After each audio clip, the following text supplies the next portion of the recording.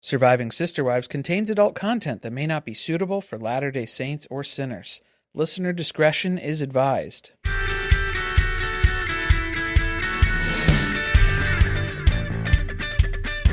Hello and welcome to Surviving Sister Wives. I'm Corey. And I'm Carly, and this is Sister Wives Season 20, Episode 18, One-on-One Part 3.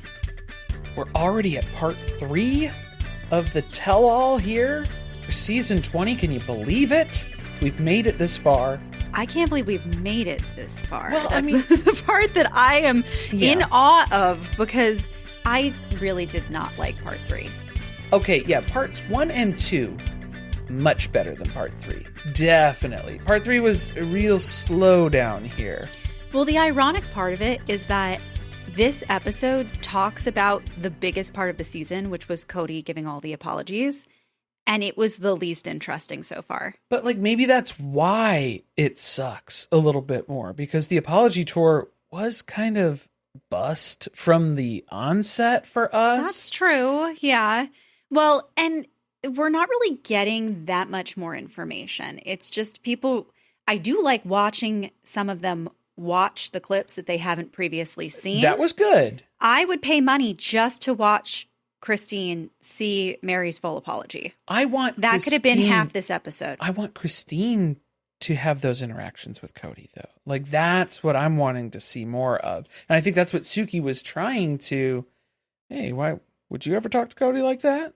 Sort of questioning that was happening there. And Christine doesn't really seem interested in that. No, I think that she's at the point where it's like, I don't have to do anything with this man. I spent my marriage having to have these conversations with him and getting nowhere with it. So I'm done now. Thank you. Checking out. Yeah, she's pretty much over it. Yeah, just he can say whatever bullshit he wants. None of it's true. None of it's interesting. None of it's important to me. And I'm going to go back to living my life with David Woolley. The woolly mammoth. Yeah.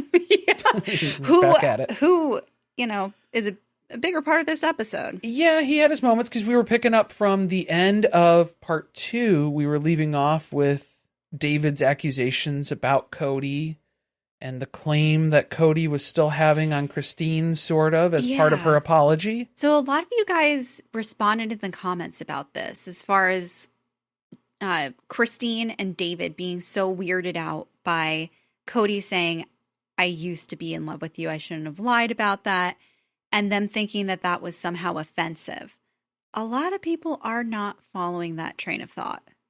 Yeah, it's when I look at it, because the same way that Meri initially had her reaction for last week too, where she was like, would it have been weirder for Robin to be there? It probably would have been, right? Well, that's kind of where we pick things up. Yeah. Robin didn't want to come.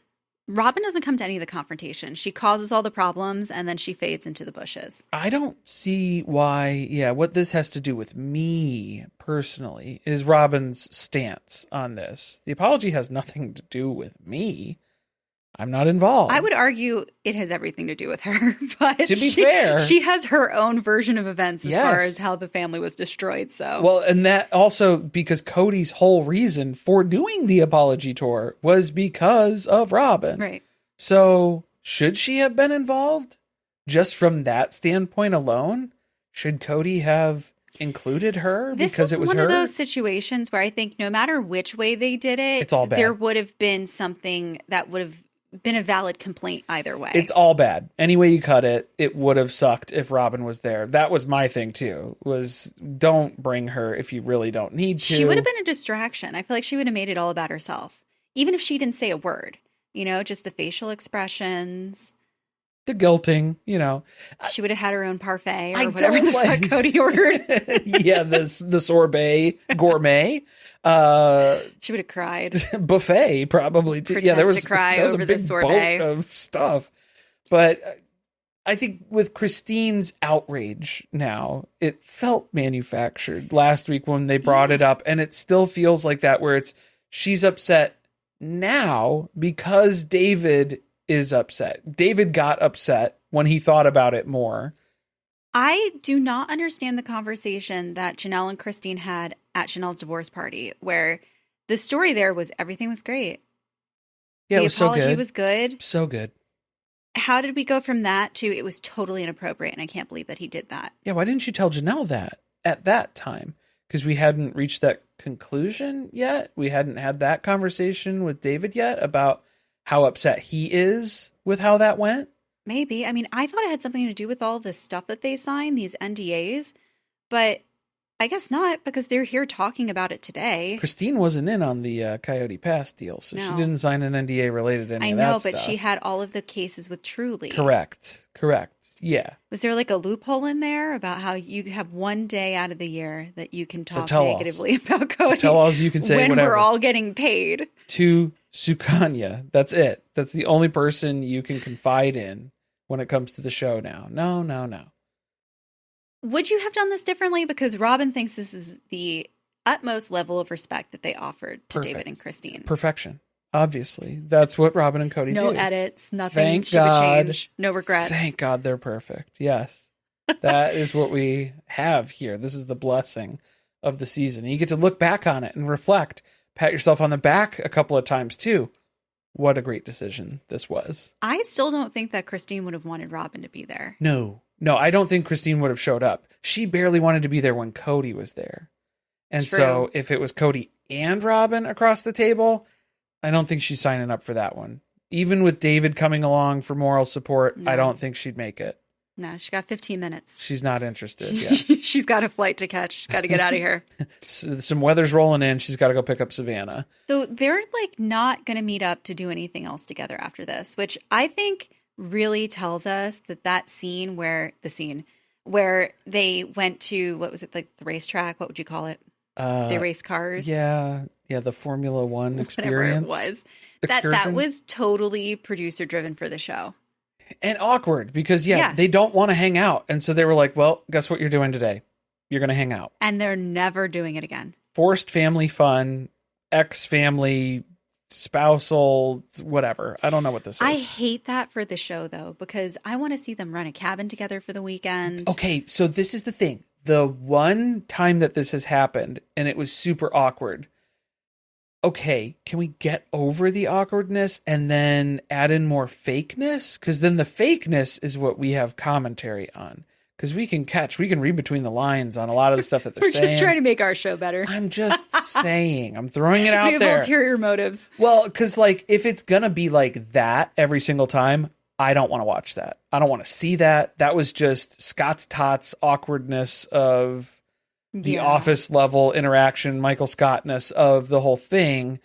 It felt uncomfortable to view that, to be a fly on the wall for that experience. I didn't like the way that went. So can we do something better? Can we do something different? ATVs. ATVs. That's the solution to everything on the show. I think that's Cody's answer to everything. And hey, Robin's into that, so maybe you get some interaction with Robin on the side too. A little bit. Who will flip over the handlebars this time? Who knows? Do you think that David and Christine are actually open to friendship? Because then it's even sounded like here they were walking that back. No, this episode's not going to make it any better because Kody has this weird thing where he keeps trying to, I think, make himself seem like he's from like an upper echelon of society compared to David because David works in construction. Well, that's what he keeps saying. He does drywall, so it's like, yeah, I guess that's construction, but that's a construction adjacent. That's a skilled labor set, he keeps bringing it up at really weird times where he's trying to negate something David said by going, well, he's just a uneducated oaf, right? Who all he does is nail up drywall. What does he know about the world in comparison to me? Kody Wynn Brown. Who grew up on a ranch. The authority on polygamy. And then immediately got married and had kids and went on reality television. Wrestling champion, too. I think you forgot the accolades. That's true. Where they're due. Sign salesman of the West. Something like that. All right, so we shift gears into it's Janelle's apology then becomes the topic of conversation here, which Kody confirms exactly what we expected and what he kind of alluded to already in the season was, I started with Janelle because I figured she would be the easiest.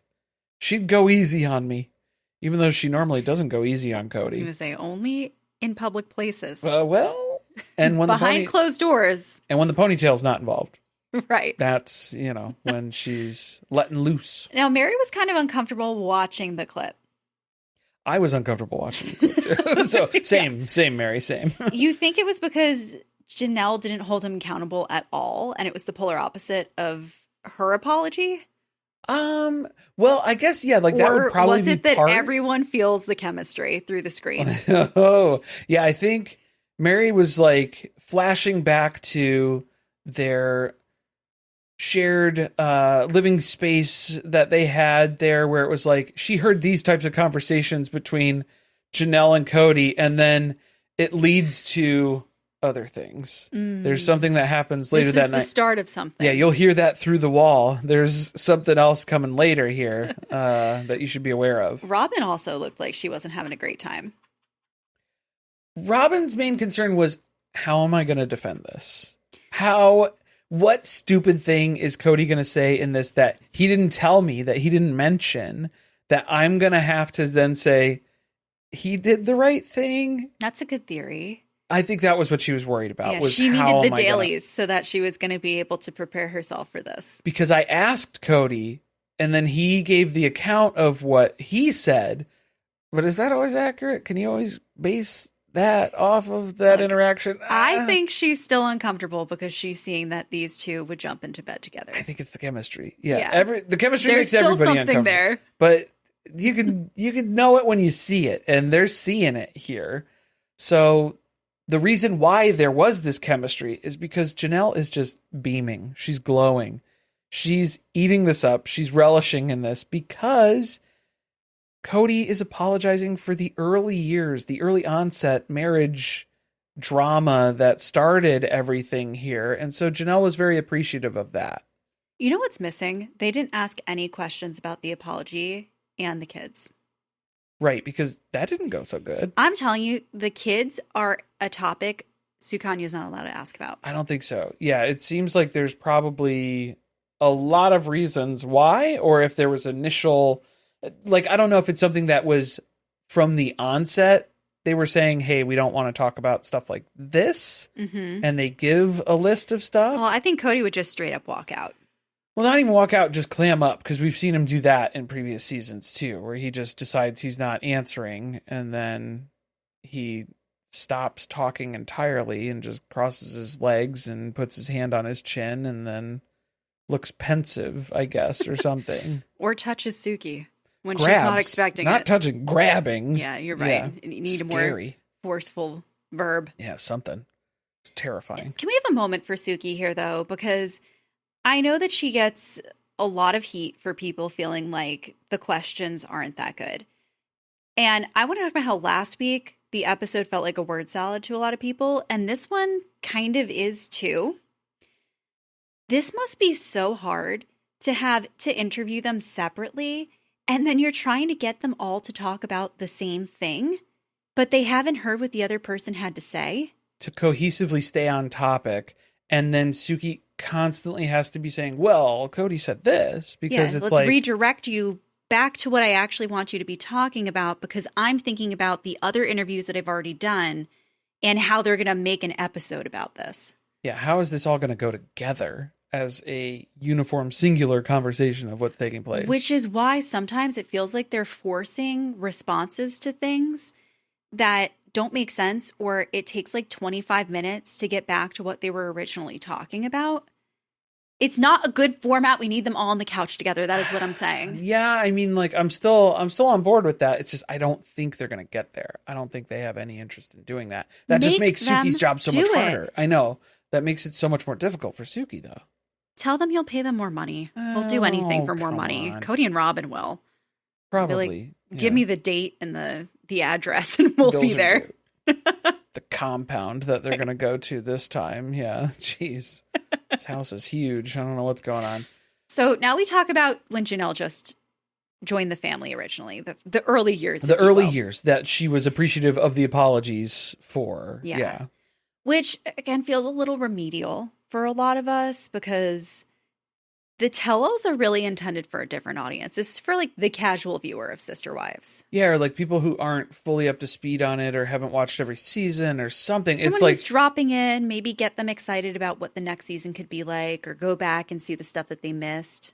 because a lot of this is explored through older seasons, older episodes that we've watched. And their books. And the books. Yeah, so like the books are the big key here. There's supplementary material, Suki. Definitely. That you need to be consuming before you do another one of these. Yes, which we've had a couple of book clubs along the way here on the podcast too. I mean, really, the byline of this is that Janelle and Meri not getting along ruined things for Kody. You know, they were unhappy, but their unhappiness made Kody unhappy, which that was like the ultimate diss, right? For the entire polygamy experience. It just really ruined plural marriage for him. It's just sour taste in the mouth, you know. It made him feel silly for even trying to explore it. And it's so obvious that there had to be tension between Janelle and Meri because of the whole sister-in-law situation. Okay, so we have to get into this now too, is because Meri has to remind everyone, well, there's some loaded feelings, emotions that were tied into Janelle joining the family. She used to be married to Meri's brother. Suki's like, how many different ways is Janelle related to this family? It's a lot. I need a map. Yeah, and so it's just from that perspective then of Meri saying, oh, there was tension. The way that Janelle was talking about it, though, was that, oh, Kody and Meri both courted me. They invited me into their family. So not so much, apparently. Doesn't really sound like that was Meri's experience necessarily, No. or if Meri was just going along with it because Kody was pushing for it. Well, how hard does this have to be the first wife in a relationship where you know that you're going to go into plural marriage, and now somebody's approaching you, wanting to be part of your family, and your husband's all for it, and then if you combat it in any way or say that you are not comfortable, that's viewed like you're just having issues with polygamy. That's bad. Well, there's something inherently wrong with you. There's bad emotions there, and the bad emotions are coming from you. Not so much this experience, even though it is the experience that is inciting the emotions. Well, right. How about the whole scenario that like this is somebody who was already married into my family, divorced my brother, and then now is trying to marry my husband. That makes it weird. That's complicated. We can all agree on that. That gets complicated very Say what quick. you will about Meri. That is weird. Well, Meri doesn't go weird, according to her. Don't forget. According to her. But that sounds weird. It feels weird. Mm-hmm. Yeah, from that perspective, I suppose. That's not the only issues. That was just like the initial, her entering into the family sort of a thing. There was a lot of fighting, and it was like the nitpick fighting. Can we talk? Hold on, I don't want to move on yet. Oh, I'm still thinking about the relationship with Meri's brother. Okay. We've never found out why that marriage was so short. Well, Janelle was talking about it in the book, was where it was like she was still in with Meri's family. Like she would still go to family functions and stuff, even as... But I want to know what happened between Janelle and Meri's brother. Yeah, I don't know. That they were married for such a short period of time and then they got divorced. It's like a year and a half or because something like was that. there more bad blood related to that too? Like, did they have a bad divorce? I don't know. They never tell us anything about it. That I'm not sure, but like... Because I think that's relevant. Well, Janelle wouldn't have any insight into that. She'd be like, yeah, it didn't work out. And then moving on, Yeah, but then get it from Meri. I want to know, what did Meri think about the fact that she divorced her brother? Was there something related to that? Had there been things that happened in this marriage where there were problems, where maybe similar problems happened in the relationship between Janelle and Meri's brother? Yeah, if Meri and Meri's brother were both like, hey, you got to do the dishes before bed. And that's a big issue. Yeah, okay? I guess there were warning signs already that Janelle could have listened to. She was married to this woman's brother. Yeah. Like, and then you're going to come in and complain. There's going to be signs. There's going to be signals. There's going to be signs. I do believe that Meri was probably a very different person during their friendship, during sister-in-lawhood, and during courtship. Yeah. Then when Janelle marries... Four totally different people. 4 different Merys that we're experiencing there. Along that route and through that process, I feel like there would be shifts in the dynamic, changes in the personality and things like that too. Janelle was talking about getting a little bit petty, though, on the revenge side of things, Mm. with the sink in particular of there's too much food going down the drain because you're not using the drain trap. And so she was just intentionally putting more food down the drain. She I thought that guess. was funny. She thought that was hilarious. That was her cackle moment for this episode. Like, did you pay the plumber? Yeah, are you in there cleaning out the trap and the? I'm trying not to give Meri her flowers or anything or make it seem that way, but that is a valid complaint. Stop putting food down the sink if there's not a food processor. Yes, yeah. If there's not a garbage disposal, then don't let food go down there. But maybe we can dismiss this. If this was Janelle's house, was this when they were living in Janelle's house? Oh, when she was the landlord. If it's my house, I'll shove as much food as I want down the sinkhole. Through all the holes in this house. To be fair, if it's in this house, that hole belongs to me, is what Janelle's getting at, I think. That's the problem. Or something. Yeah. Something along those lines. Is that the issue? That's probably the issue. I mean, looking back on it, it's all kind of dumb and petty. No kidding. Yeah, like it. But in the moment, Meri, that's easy to say. It's easy to say with distance. When you were the one who argued about all of these things. And I was going to say, we had a very recent example with Meri's scrambled eggs versus fried eggs controversy at the cancer, the fundraiser event. And you're going to get all twisted up in knots over scrambled eggs versus fried eggs. I think those are the types of things that we need to let go. Mm-hmm. Let go of a little bit. Imagine she's in her early 20s and you fold the towels the wrong way.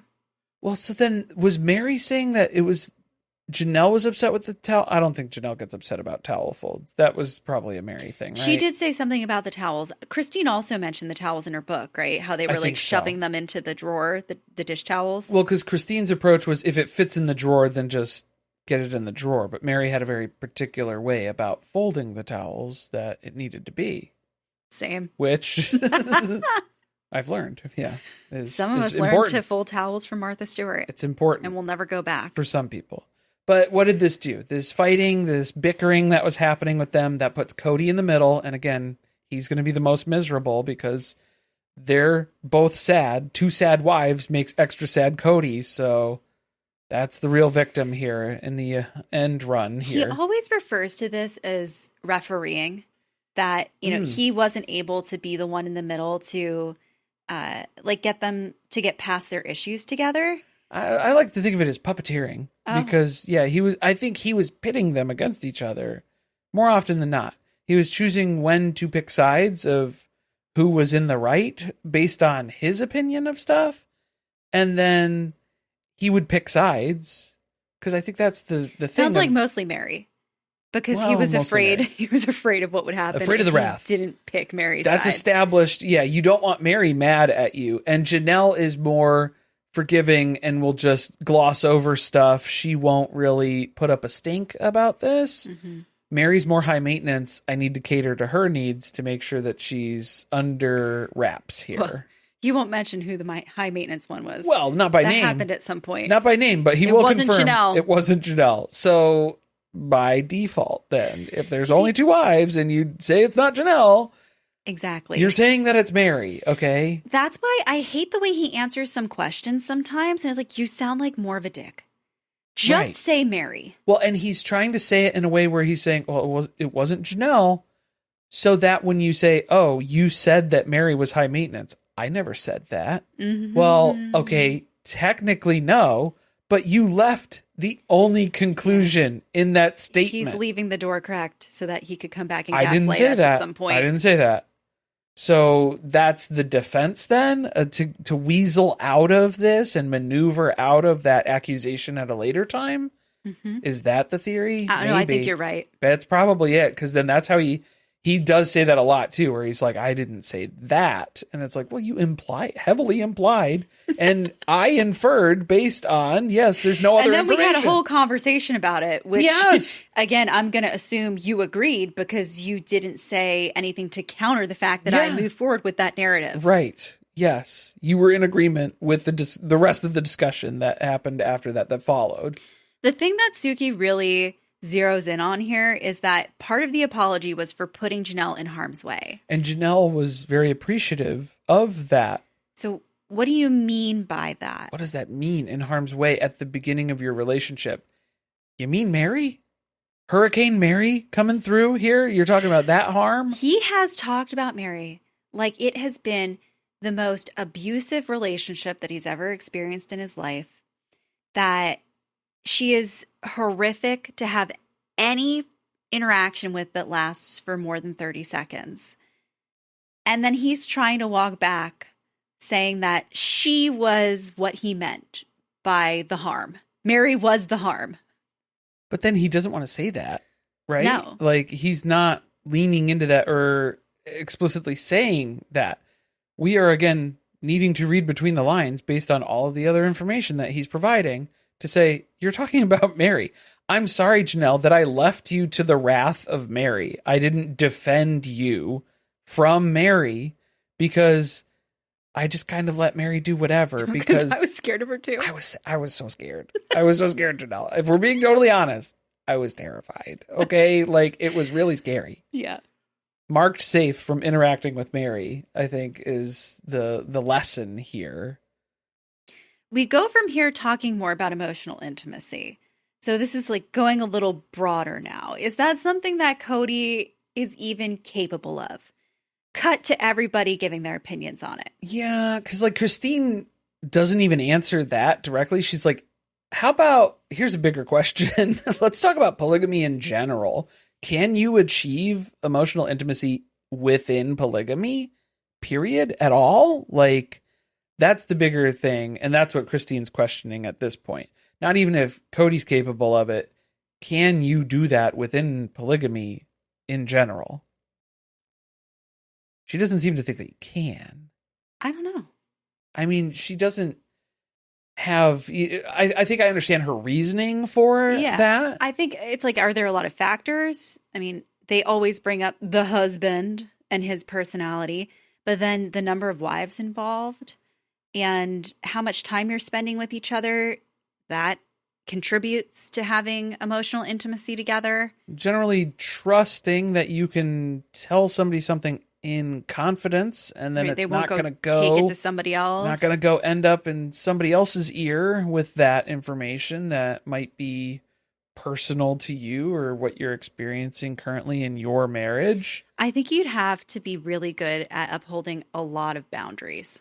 And this does not seem like the crew that is at the leading the charge on that, you know? No. Sort of. If you trigger me, we can't talk. We're triggering each other, and I'll hold space. I triggered you. I'll hold space for that, but just don't trigger me.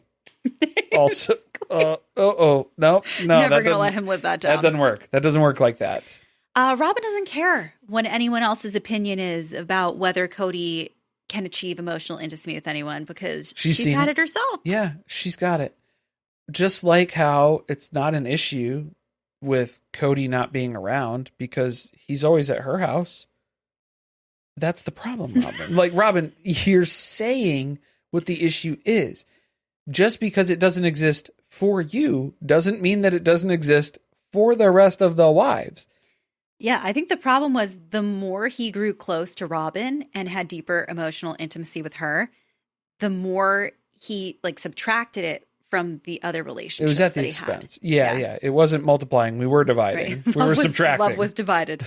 Definitely subtracted. Ended up with less elsewhere because, you can't do that all the time. And I would argue, too, it's not emotional intimacy that Kody and Robin have. It's emotional dependency that they are encountering now. Yeah. Is where Kody does not know how to navigate his own emotions unless it's through the filter of Robin explaining, holding his hand, navigating him through it. And also, she's coming up with the best excuses and deflections for him to use to absolve him of all wrongdoing in every situation ever. Well, he's elevated her to this position, too, where she's his moral compass. Yeah. How does he navigate the world without Robin? Can't. You can't do that. He has no basis for it because if he was left to his own devices to make his own decisions, whether it be with the wheeling and dealing, backdoor dealing on Coyote Pass, or parenting or, being a father, he's kind of a dick. If it comes down to it, if it's Kody making the decisions, He's going to make the bad ones. He's probably going to be an asshole at the end of the day. So he doesn't like that. So he needs to go with Robin's methods here. He's going to trust Robin. Give me the knowledge that I need to make the better decision, the Robin decision. But then you're not influencing me. It's me telling you to tell me what to do. So that's me doing that, right? I feel like my brain just exploded. Yeah, because I don't think I followed that at all. It goes. It's Kody telling Robin, "You tell me what Robin's to do." the puppeteer now. So now, well, yeah, but he's Kody, handed over the strings. How many stages are there? Yeah, it's Inception. Yeah, to an extent. A dream within a dream within a dream within a dream, and at the end, they're sitting on a porch and they're rocking chairs. Comatose. Yeah, that's basically it, pretty much. Now, he mentioned that he really did love Janelle, but Meri was more emotionally open.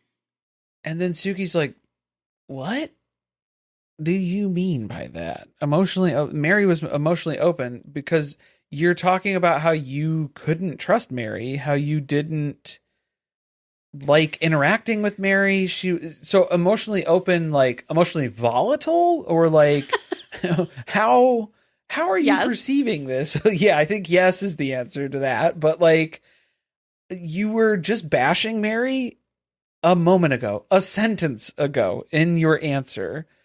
So how I don't think he's being complimentary of Meri, though. Okay. Well, he was trying to, it sounded like he was trying to be, because he was saying, well, I loved Janelle, to be but fair, he said, Meri I loved Janelle, but then Meri, something about Meri. He didn't love Meri, I don't think, for very long. Okay. Like that wore off real quick. He needed to dilute the marriage. Like that's been his excuse that he's gone back to repeatedly. I kind of think what he means is that Meri was willing to express her emotions in a way that Janelle wasn't. So I'm not sure that he always understood where Janelle was in their marriage or how she felt about the things that were going on. Because that's what he touts. Moving to Vegas was like a renaissance for Kody and Janelle's relationship. And it's like, I think it's because you neglected Janelle for a very long time. You didn't check in. You can say that you don't like someone because their emotions are all over the place, but at least you know where you stand with that person versus someone like Janelle who doesn't want to express how they feel because they're afraid of any form of confrontation. Right. Or retaliation or consequences from And then you find out like 10 years later that they've been stewing about something. Well, I feel like that's what Christine did too. Because then that's why the divorce came out of nowhere, according to Kody, even though they'd been having issues for like 10 years on television. But who's to say? What do we know? It's hard to tell sometimes. I kind of feel like the Christine situation, though, was that she was told to not have those emotions because they were inconvenient to Kody. Yeah. So, well, and then just stop doing that. So was Meri, because we talk about Meri's emotions a little bit. Well, I did like to, before I forget to mention this, I love how Cody's out for that, of how he remembered, I did love Janelle, but Meri was complicated. She was emotionally open, but like not in a good way. Also, his out was that I can't think about the past. I get all confused. It all gets jumbled up in my brain, and I just can't. There's what actually happened, and then the version that he's been telling everyone happened. Yep. And then the version that Robin planted in his brain. So it really starts to all fuse together. Well, and then it doesn't align. None of that aligns. Yeah. Because then I need to rationalize the past in the exact moment to distill down to an answer that something wasn't my fault. Something wasn't a problem from my side of things. I wasn't the issue. It was all these horrible women who were around me. Maybe Kody needs to write a book, and he can use the time that he is writing the book to figure this all out. Be a lot of continuity errors in the book, I think. I want to read it. I don't want to pay for it. I want to download a PDF of it that somebody else has scanned. No, I don't. I think I'm good. I don't want to go navigating around in Cody's brain. I think we're good. All right. It's like trying to understand the inner workings of Michael Rappaport on the Traitors. I don't want to get into that. No, I don't want to go down too far that route there.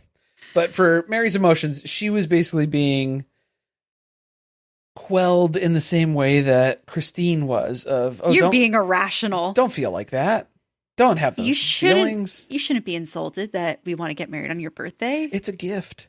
It's a gift to you, a new sister wife. That's a gift. So Meri has to point that out. This is shocking news to Suki, not so shocking to the rest of us who've read multiple instances of this, several books that have gone into great detail about it in the experience that took place. But yes, that was the original pitch, was because there was only like once a month when they could do the wedding services in their the church only had a certain number of days in a month that they would do the weddings. So you know what? I don't care. Get married next month. Well, yeah. But then is it going to be too close to Valentine's Day? Valentine's Day is a very difficult day for polygamists. We've known that since the series began. I don't know. Maybe if she keeps finding excuses for every single month, that's probably an indication that we shouldn't move forward with this relationship. Well, also, I think Kody knew he had Janelle on the line, and if they have to court for another month, she might not be here. She might not stick around that long. So we got to lock this thing in. Got her on the line. This is a struggle. Got to reel her in. For real. Like right line now. Snaps. Because it's not looking good here. But Janelle was talking about her lightning bolt moment with Kody that she experienced. Because we know we've heard about Robin's multiple lightning bolts. Because lightning struck a couple of times in those panties. Janelle sounds like she was really difficult to be around. Why? Why? Well, yeah, why? Meri is married to Kody. Right. And Janelle's telling these stories about how the first time she saw Kody, it was like she recognized someone that she knows she doesn't know him, but from like another plane of existence. That like James on Breaking Amish, or Suddenly Amish. My God, what guys, is going on with this guy? We need to get to the bottom of this. If you can't are watching find him. Suddenly Amish, James, the Amish guy. Amish guy. The one who's shunned, who's helping all of the newcomers or recruiter. chasing them off with an axe or whatever. Yeah, both. He's doing all of those things. He has been on something else. I swear to God. But not another... Here's the weird thing. I don't think another Amish show, even though... We haven't watched that many other shows that have to do with people being Amish. Right? Like, I There's think not that many. I can safely say I haven't seen a ton of those shows. I think we did see Breaking Amish the first few seasons, maybe, and then there was Return to Amish with the similar cast. He wasn't on that. He wasn't in any of those. He is from somewhere. He's from something. And we have to solve it because I feel like if we crack the case, we will figure out whether this show is central casted. Casting. Yeah. And I mean, he has an Instagram now, but there's no posts. Go figure. Yeah. So like we're trying to dig into it too, but it's really hard to find. We're on the hunt to find you, James. For that, yeah, we're looking into it though. We'll see what that happens. Okay, so the problem with Janelle, that's creepy. Why are you saying things like recognizing Kody? I get that they feel like there's this deep spiritual connection that they've had, and that they're going to continue to have through the afterlife. But that would be really hard to hear someone say that about your husband, who you haven't had to share his affection, you know? Well, also when it goes into, I want my kids to look like that. I want my sons to share the physique of Kody Brown. Maybe not something to say to your ex-sister-in-law about her husband. Right. Maybe not. So I'm saying you really weren't, Whoa. You really weren't doing things to make friends, Janelle. Well... Well, that feels like a Kody. Like, be more lovable. Like, be more. Meri got told that all the time. Be more sisterly. That's Meri's challenge forever. That's gonna be it. Is that it's you have a lot of work to do. The rest of us, we're doing pretty good. Well, who can blame her? She saw the 6-pack abs, and she said, "I want that in my genetic line. I want to pass those down, and they're not coming from me." Well. You're not allowed to have emotions, though. So, like, just bottle that up as long as you're good with that. And Janelle's like, oh, I've got that down. So don't worry. If you're looking for less emotion, say less because I'm ready to go over here. Not good for Meri, though. Not good for Meri. Yeah, because she's still struggling with the whole I thing. thought she had valid reasons to be turned off by this. Yeah. Between them trying to get married on her wedding, Well, married on her birthday. Yeah. And then she made it sound like when they decided to get married, she really wasn't asked. Well, because if they did, she would have been like, "That's not a good day for me. That's my birthday, you guys." No, I mean, like, like when they did. generally, if Janelle was going to join the family. That was always something, through the chapters that we were going through in the book club before this season, when we were going through that, and it was like, looking through it, they always say that, any of the wives could say no at any point. It's like, to an extent. Because I think if Meri said, no, I don't think this is a good fit, Kody was pretty set on, like, it needs to be somebody. We got to get somebody in here as soon as possible. We've got an open, position. It's like this is a charter boat. And we are hiring. It's below deck. We've got it. We need a stew tomorrow. Chief stew is occupied by Meri. We need second stew immediately. ASAP. Right now. Yesterday. Basically. So he was trying to just fill the position. Fill the role. I don't know. Would Meri have been able to influence it in that way to say, I'm not comfortable with this. Let's pull the plug. Let's hit the brakes. Well, he makes her sound like she was so demanding and overbearing that you would think that she could have shut this down. Right? Yeah. Like it seems like that would have been it. So it's kind of That's this why weird they dynamic. moved as fast as they possibly could. So there was just no time for her to be able to intervene. You can't you know? even. She's clock it. not Danielle Garrick. Danielle Garrick. Danielle Garrickfield. Pretty much, yeah. She's a pro at chasing off sister wives. Okay, well, here's something that Danielle Garrick Merrifield is a pro at. Endure to the end. Endure. Suffering makes you better. If you're suffering, you're doing something right. And so that's what they all took to heart here as well, because that was big, big, big in polygamy. My favorite moments from these tell-alls are when they quote something from their former belief system and then just go, what or whatever. Something, I don't know. They don't even care. I haven't read it in a while. They only practiced it for like 30 years trying to convince themselves that would turn things around for them. And now they're just like, I don't even care enduring if I just or explain suffering. that right. I don't know the quote. It's or whatever. Who knows? Who cares?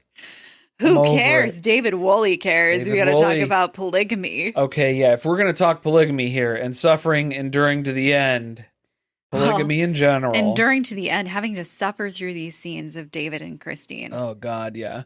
Really? Because, can we agree that their stuff was terrible this season? well, this is like the deprogramming that I was hoping for. But I wanted Christine to go through that experience as an individual before she jumped into another relationship. Me personally. She does feel like the type of person who takes all of their beliefs from the person who they're with. You know what I mean? Whoever her partner is, she just absorbs all of that because she has no personal convictions of her own.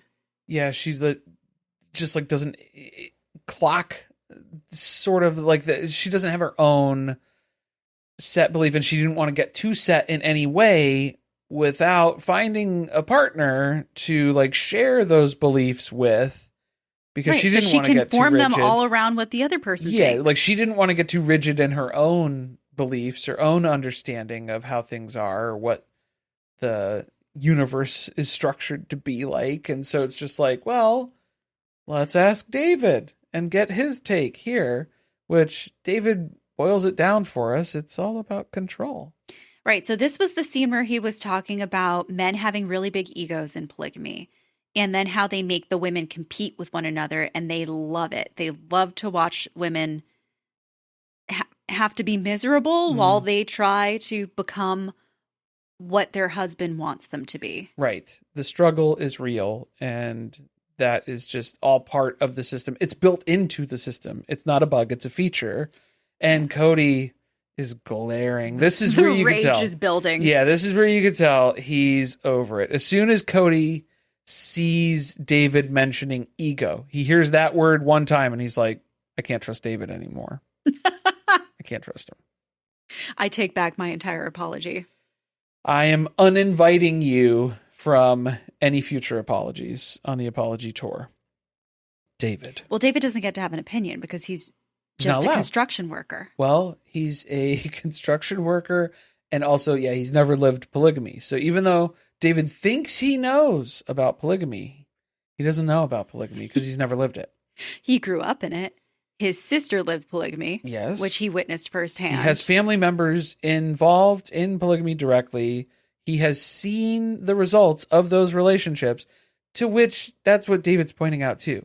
I don't need to experience pregnancy, childbirth, to know that it's painful. I can see that. That's something that I can make an observation. I can observe, I can take in information, and then I can reach the conclusion that's presented right in front of me based on my own findings here. Okay? So like looking at the relationships within polygamy, not so good is the general assessment. The here. Results haven't been great. Haven't been great. Outcomes, where those polygamous relationships end up, mostly in divorce, mostly in fractured families where people aren't talking to each other. Also, I want to make the point of Kody didn't grow up in polygamy. So does he not know what it's like to be a child in a polygamous household? Because then he has no right to speak on what he thinks his kids' experiences were. Yeah, I mean, that's If you want to play this game, Kody Brown, we will play it. We're going to get technical then. we're going to take you to task. Trap you with your own words. That's the best way to do it. But they don't like that. No. That'll be the last time. You're not going to see us at a future tell-all. You want to play some mind games? Some 4D chess? We're ready to go. I don't know. The other part, too, of this was that when Robin was watching, Meri had a couple of comments that she was throwing out there, too, about how, yeah, through polygamy, there's a lot of insecurity that goes along with that. She was talking about gaslighting, though, of like being told things by other people. I took it as Robin looked a little shifty in her seat because that was probably stuff that Robin was mentioning to Meri about how she needs to better herself and the things that she needs to work on and the stuff within her relationship that she can improve. Well, Kody gave her a whole list. She had a to-do list that took her years to complete of all the things she had to change about herself. And she was so full of spite, she did it. She did every single thing because she's like, I'm not going to have you hand me a list and tell me that I didn't do them. Because I'm doing them. She was pragmatic. She went through and checked every single box. Everyone. You can't say nothing now to what's me. your complaint? Yeah, you can't say nothing to me after this. And that's when it really fell apart because Kody's like, you got me. Yeah. Janelle started to get on my nerves during this because it feels like she saw that clip of the apology with Kody and she got the hots again. She got all fired up. And she's just flustered. Defending him. Because, I mean, she's not directly offending him here, but she felt like what David said about polygamy was wrong and it made her stomach turn. Well, she was saying that too, like in the episode when they were giving her David's takes. Because they didn't show that part of the clip, but I remember that being a piece of it as well. Where Janelle was like, he's painting with a broad brush here. And his experiences with polygamy, that's one thing. It's totally different. It's not that. I don't know why it seems like you're protecting like Ob in this, like their sect of polygamy.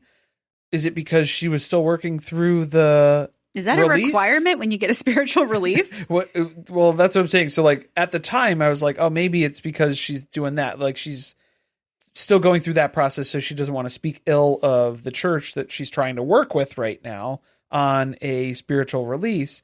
Well, now that's been granted and stuff. So she's still saying, oh, yeah, I think David's kind of off a little bit here with this take. Well, Janelle hasn't really deprogrammed at all. I think she's just convinced that Kody was the problem and that polygamy can work had Kody Brown not been the husband in this family. Right. Well, David's response, too, because then when Suki's letting him know, yeah, Janelle didn't really agree with that. And he's like, well, how did it go for your family, Janelle?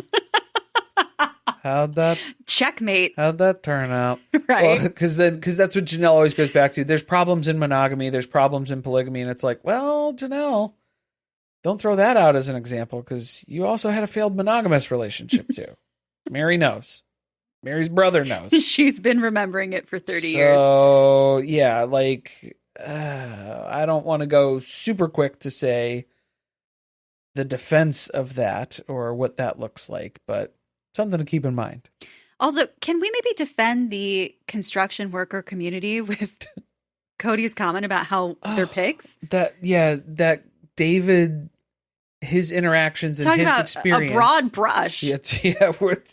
This is the broadest brush I've seen this episode, is when Kody's talking about how David's experience with polygamists is because he works with polygamists who are construction workers, and those guys are pigs. And it's like, okay, that's a take, definitely. And he's sticking with it. He's going to go with that. That's it. That's the whole start, middle, and end of Kody's perception of the guys that David interacts with. These are kind of moments where I wish that Suki would say, why do you say that? Because he brought it up multiple times. And if they showed it in the episode 2 or 3 times, he had to have been saying it more. Probably. Like, what do you have against construction workers? Over the hours. Well, and then that too, to be like, oh, David's construction worker pig friends are saying that polygamists have egos and they pit their wives against each other, and that's gross. And then Suki's like, dude, didn't you say that you had Janelle and Meri competing in your relationship? You left them to I didn't promote the competition. Yeah, but you were complacent in it. You just let them do it. Let that happen because it was a benefit to you. Because it worked in your favor. You didn't have to be the referee. You left them to figure out who's the better wife to me. David didn't say that the people that he's interacted with said they go home and encourage their wives to compete with each other. No, it just happens. Yeah, and then they watch it from the sidelines and they go and tell their friends about how much they enjoy it because they see it happening. You don't need to promote it. It already happens. That's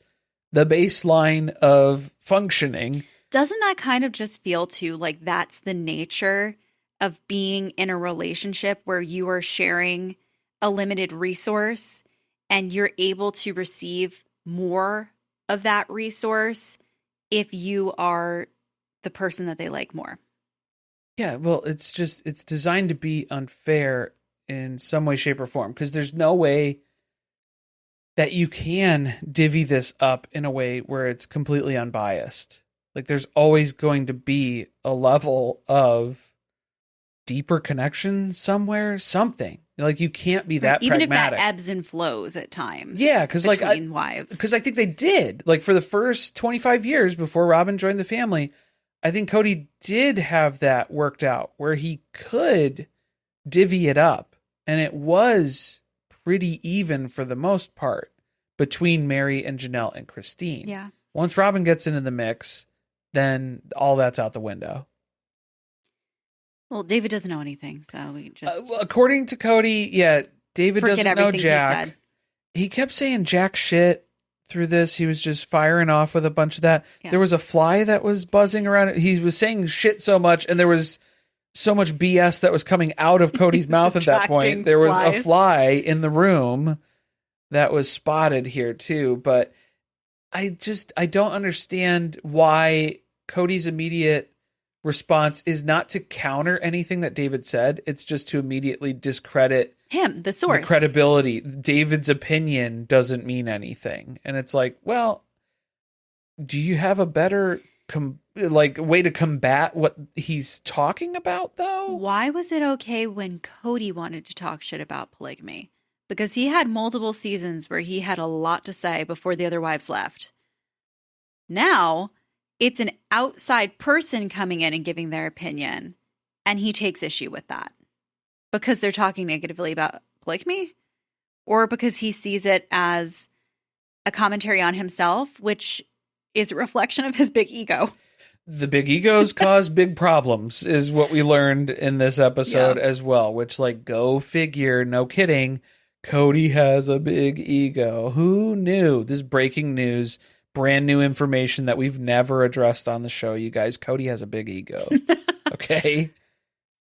Brand new information. Brand new information. Never heard about that, never perceived that. Nobody's brought that up. They kind of liked that, though.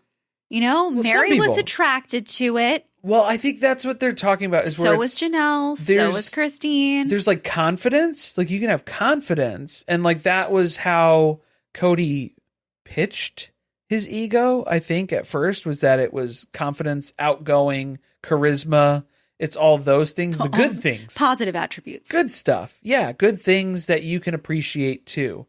And then it turns into, no, maybe there's something else. It's not just those elements. It's going to be, everything needs to be self-serving to Kody, too. So maybe it's beneficial for a little while when he views you as an extension of himself. But then if that goes away, or if that shifts, or that fades, or he finds a new shiny object, a new toy to play with, then he's going to lose interest. It's going to be a big problem in the long run. Well, which is what we saw happen. Obviously. That's the issue. And he got a new toy that builds up his ego even more. Very much so. Yeah, becomes the bigger problem. Who's always making excuses for him, too. She was making excuses defending against, David's sister experiencing polygamy where they grew up. That was different from our church. That was a different group, so they must have had a bad batch of polygamy over there, because, like, we got a pretty good one. We did good, right? Everything, the tools that our church gave us set us up for success. We nailed it, right? We're just doing God's work over here, just crushing it. Also, again, painting with a broad brush, it must be that this entire other group had a belief system that was completely different from ours. Oh, flawed. Yeah, inherently flawed. That was Clearly, the problem. That's the issue there. Also, I would love to know if that was true. Like, if it isn't, I don't know if his sister's from another group. She probably is. Oh, yeah, like it was. Because he mentioned it was in Mexico, right? Yeah, yeah. Anyway. Different experience. Let's talk about competition a little bit more. Okay. Especially when it comes to Meri. Meri, I think, has one of the saddest stories of all the wives when you look at how she was made to feel about herself in comparison to her sister wives. There was always we kind of mentioned this a little bit earlier too. There was always that push to, Meri, you got a lot of work to do. Everybody else in the family, we're doing pretty good. We're all in good standing, even though they weren't. So they're just telling Meri that everybody else has great relationships with each other, interpersonal relationships as part of polygamy. But Meri, you're the problem because there's something off with you. And there's a lot of things that you need to work on and change. If you just fixed all those things about yourself, this family would function with no issues, completely smoothly. So the way that she even, I think Meri has internalized a lot of this too, because then, like, the way that she was even mentioning, she was talking about her infertility issues, and she was just like the way that she was talking about it.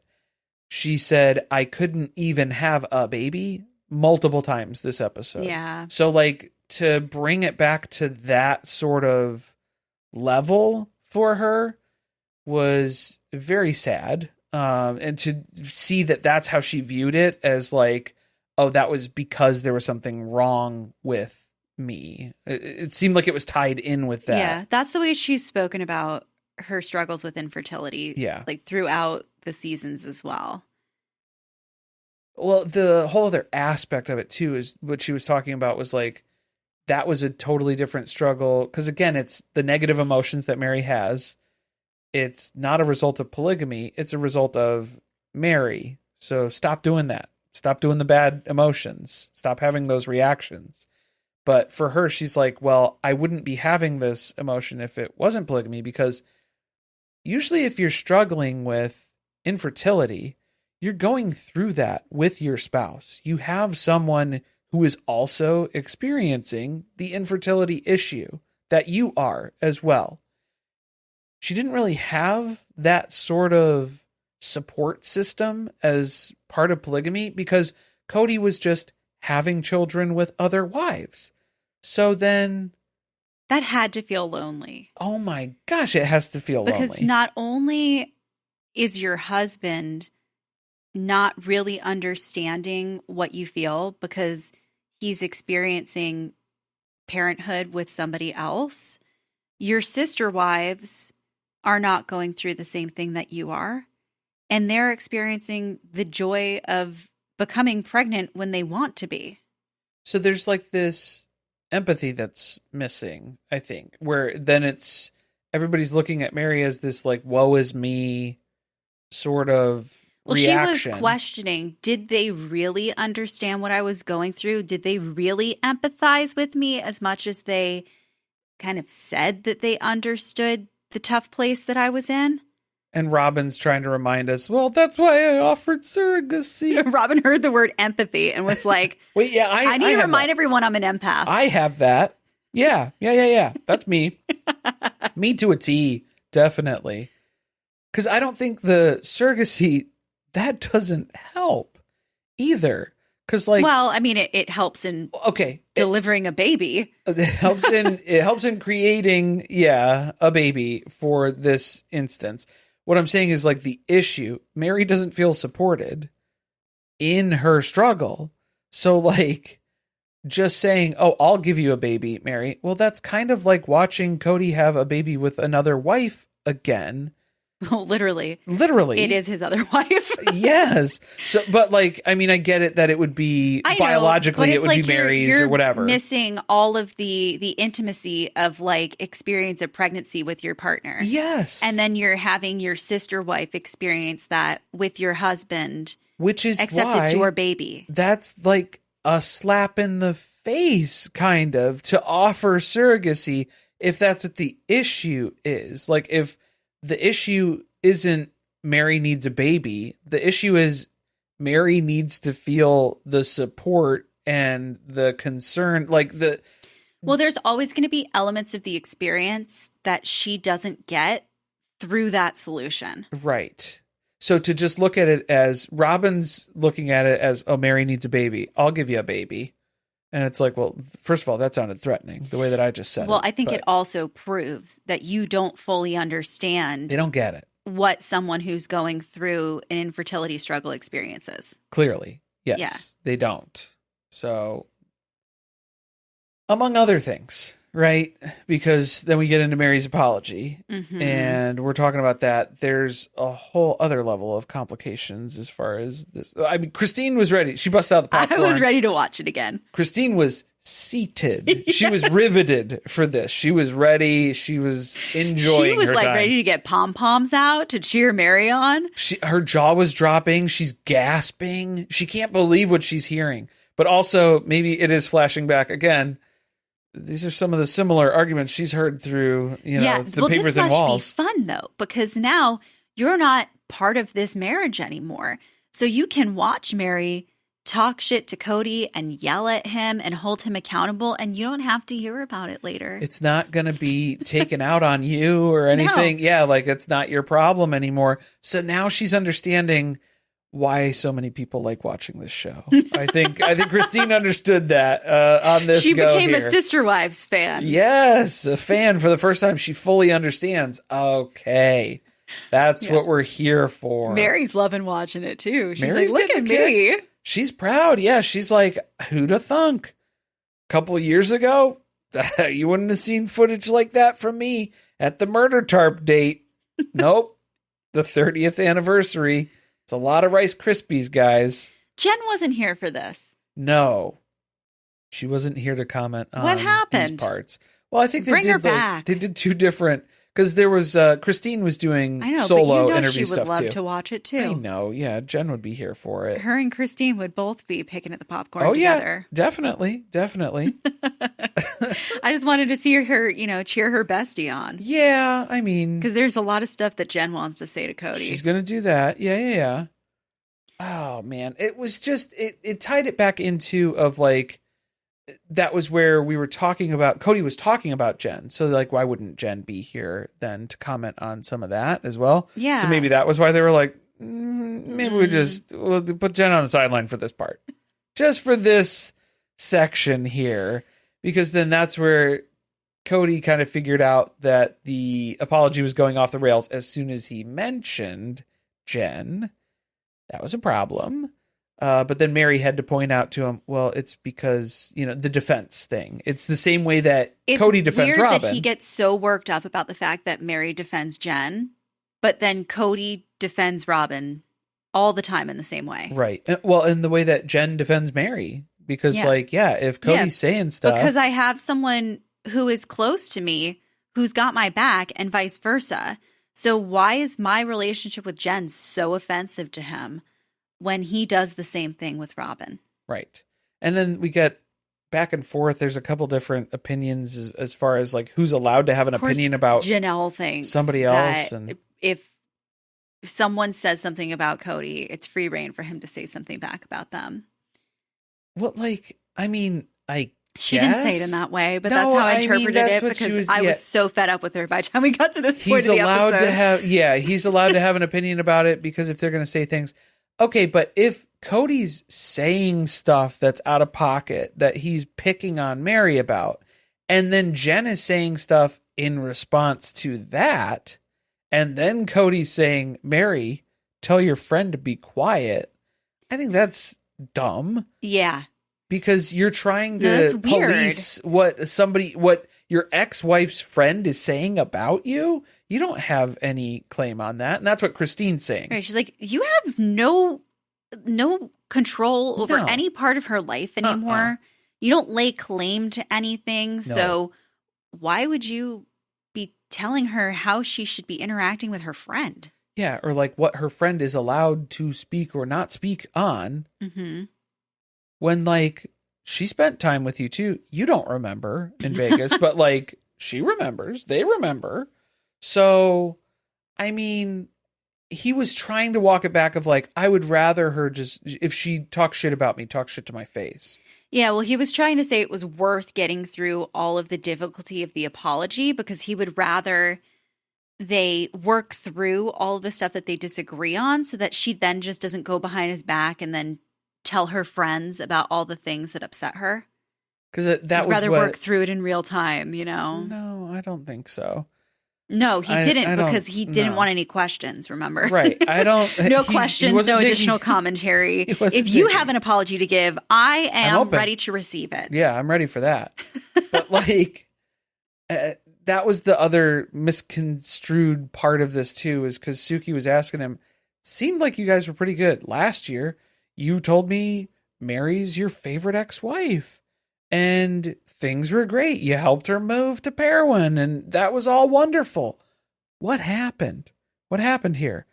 And he even brings up, well, there were perceived slights. We thought that things were happening. Things were being said. They don't even agree. They don't know on who drew first blood. They don't know. They don't know who hurt whom first. No. They can't explain it.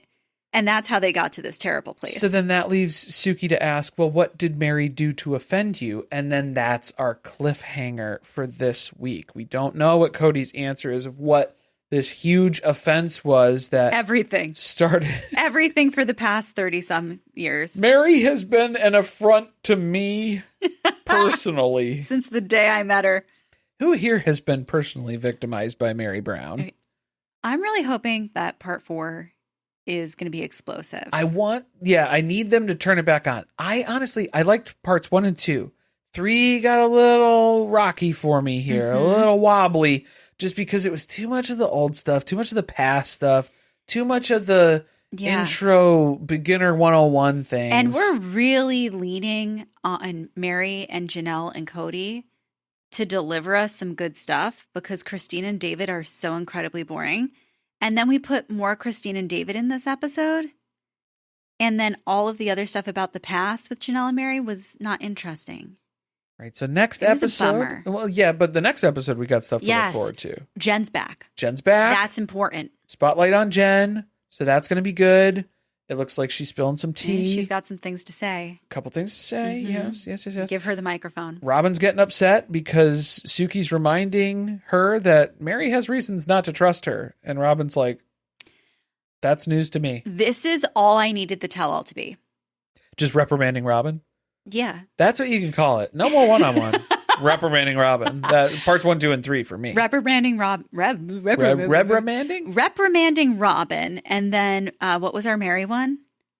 Confronting Meri. Confronting Meri. Yeah, We'll come up with names for everybody else. But then we also have Kody freaking out too, because if your wife's having an affair and your other wife tells you, that's your business, no that's matter my what. business, no matter what. I want to see more of that because unhinged Kody. She finally got him to flip out at some point in the interview. And the catfish is back. The catfish. I think that's what it's in reference to, because then the dark times. He's trying to defend that Robin came to rat on Meri to him, and he deserved to know. That was definitely something that he needed to know. How about the massage story from Christine's book? Come on. Come on, Suki. We didn't bring that up. I need you to do your research before. Was I know the you book do. out? You do research. Oh, get an advanced copy. Oh, wait. Was the book out? Because The usually book came this out is the first week of September. She should have had it. Yeah. You should have pre-ordered it, Suki. You should have had that. I would have driven the book out to you. Yeah. I don't know where you live. No, I don't know. Doesn't matter. You could have told me. I would not even have put it in the mail. We had 4 copies laying around the house at one point. We so did. it was, we pre-ordered multiple things. We had the book signing Any place stuff. you could order them in advance, because I was like, maybe one of them will be faster than the other. Which one's going to get here first? We don't know. So we just signed up for everything. So I'm excited for that. That'll be good. Yes. You guys, thank you to everybody who has left us a written review. You have been doing it. I see them on Apple Podcasts. We appreciate it. Spotify. It helps the podcast. It's great. So if you've been liking the reviews, the recaps this whole season, we're coming to the end of the tell-alls here. Next week is the final episode of the season. So if you're really enjoying it, make sure you get the word out. Leave us a written review, particularly on Apple Podcasts or wherever you listen. Also, follow us on Instagram. We're up we over did not 1,000. have one for 5 years. Now we have an Instagram. Wow. And it really shot up over the past few weeks here. So that's been very impressive. You have to look up at Surviving Reality Pod. There not you Surviving go. Sister Wives. Right. Surviving Reality. The links are in the show notes as well. Check the description. So you don't have to spell things. Don't type it out. Yeah, you can just click on things. Okay. We'll just keep it easy. Keep it easy here. What's coming up next, though? So if this is the end of the season for Sister Wives, what's coming next on Surviving Sister Wives? It's either Almost Married. We're doing another book club here. We started with 3 options for you. Yes. 3 options, and we've now honed it down to the top 2. Right, which is Almost Married book club on the catfishing experience, which should tie into next week's episode a little bit Some more. of you guys didn't know, the catfish wrote a book. Oh, yeah. That is the catfish's book. There is deep lore. If you were not on social media at the time, you weren't fully aware of all the different theories and the inner workings of what was happening with Meri and the groups that they were in, and Robin and friends who were corroborating and cross-checking there's like text messages in it and stuff. Text, there's all sorts of things. So there's a lot to go over there. We figured that would be applicable. Also, we had Big Love in the Running, which is the HBO series. We could just watch that through the lens of Sister Wives and kind of make that applicable for what the show's going to be as well. The Both Big great Love options. people are loud. This week. So, yes, they came out in force. If you are here for Almost Married, you need to have your voice be heard. Or just let us know, I'm good with either. Either or, you'll be along for the ride. Because here's what it's coming down to. It's not a one or the other. Obviously, we're going to do both of these. It's not like we're never going to do one. Yeah, like we're just picking which one's going to go first at this point, basically, between these two in particular. So that way we have a general idea of what's going on here. What's coming up on Surviving Reality, though? We got a lot going on. We're recapping The Traitors right now, which has been an amazing season so far. Very, very compelling. The episode that just dropped. Riveting. Yeah, it was. It shook me to the core. It was a jaw dropper. Yeah, I don't want to give anything away. That's what people were saying in the chat too when we were talking on the Discord. People were like, "This might be their Emmy nomination episode that they could put in contention here. This is a good one." So we have recaps dropping for that. They were dropping on Tuesdays. We're going to try to get them out a little bit earlier for you guys. At least on the Patreon. Yeah, definitely on the Patreon. And then we're recapping Suddenly Amish, a polarizing show, which we mentioned earlier with James. Mystery. You guys have homework. If you haven't been watching Suddenly Amish, you need to at least pop an episode on so that you can see what James looks like and then help us find out where he came from. Because it's the way he talks. It's the judgmental tone. I don't know if he was like a parishioner who executed me as a witch in a former life. I don't know. I'm telling you, like, he just reminds me of a Plath. Something. But I know that that's not the extent of it. It's not it. Yeah, that's not. I have seen him before. We can't narrow it down. That's what we're doing right now. Right now. Now, there's some exciting news that just came out, which is that secret. Exciting is we're going to caveat the term exciting. I'm not terribly excited about this. We're committed, so we're going to continue watching it. Secret Lives of Mormon Wives, season 4 is going to be back on March 12th. Which is like lightning turnaround time for what they did this past season. They just had one air in November. Mm-hmm. That was season 3 drop. Well, they're clearly rushing this out the door because we're going to see Taylor on The Bachelorette. Taylor, Frankie Paul, Ruby Paul. So that strike drops 2 weeks before The Bachelorette starts. So they're going to piggyback off the press. It's kind of like what Sister Wives did with Kody Special Forces. Being on Special Forces. Yeah, that's exactly what it is. It's a strategy, you guys. So that's a thing. So we'll be here recapping it all. Oh, and The Bachelorette. For better or worse. I think we're going to do The Bachelorette. I don't know, you guys. Please don't make me do it. There's so many people who want us to do it, though. I don't know. I'm dreading it, but we'll do it for you because it's special. It's important to you, so we'll make sure. If it sucks, we'll stop at some point. Okay. Fair enough. Thanks for listening. See you next time.